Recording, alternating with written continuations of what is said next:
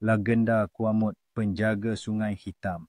Di suatu masa dahulu, sebelum jalan tanah merah dibina dan sebelum bunyi enjin menggantikan nyanyian hutan, wujudlah sebuah kampung yang dikenali sebagai Kuamut di hujung dunia yang diliputi kabus pagi dan desir sungai yang tenang. Di sinilah tinggal seorang lelaki bernama Aki Sondoy yang dikatakan boleh bercakap dengan sungai dan membaca pesan dari angin. Menurut kisah yang disampaikan dari generasi ke generasi, Sungai Kuamut suatu ketika dahulu berwarna hitam pekat, bukan kerana kotor tetapi kerana ianya melindungi rahsia dunia bawah tanah tempat roh-roh nenek moyang bersemadi. Aki Sondoy adalah satu-satunya yang diberi amanah untuk menjaga keseimbangan antara dunia nyata dan alam gaib. Pada malam bulan gelap, apabila kabus menggulung tebal dan anjing menyalak ke arah bukit, Aki akan turun ke tebing sungai dengan sebatang tongkat rotan dan secawan tapai. Beliau akan membacakan mantra dalam bahasa purba yang hanya difahami oleh makhluk air. Dalam diam, sungai akan tenang dan bayangan seekor ikan naga bersisik emas akan muncul, penjaga kepada terowong semangat yang menghubungkan manusia dan roh.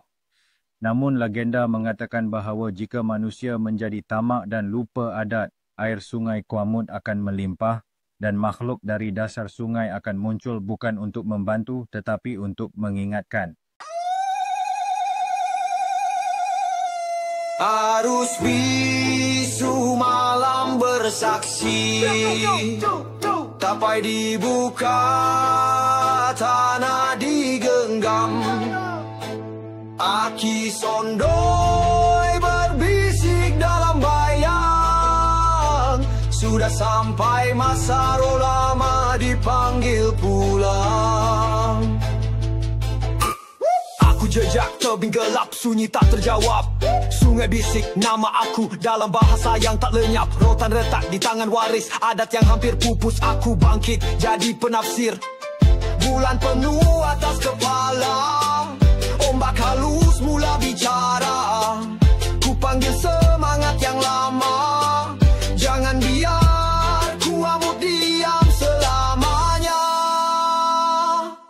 Arus Kuamut bawa pesan dari dasar sejarah yang tak dilupakan. Mantera kuno kini jadi nyanyian, roh dan manusia dalam satu iringan. Arus Kuamut bawa pesan dari dasar sejarah yang tak dilupakan. Mantera kuno kini jadi nyanyian, roh dan manusia dalam satu iringan.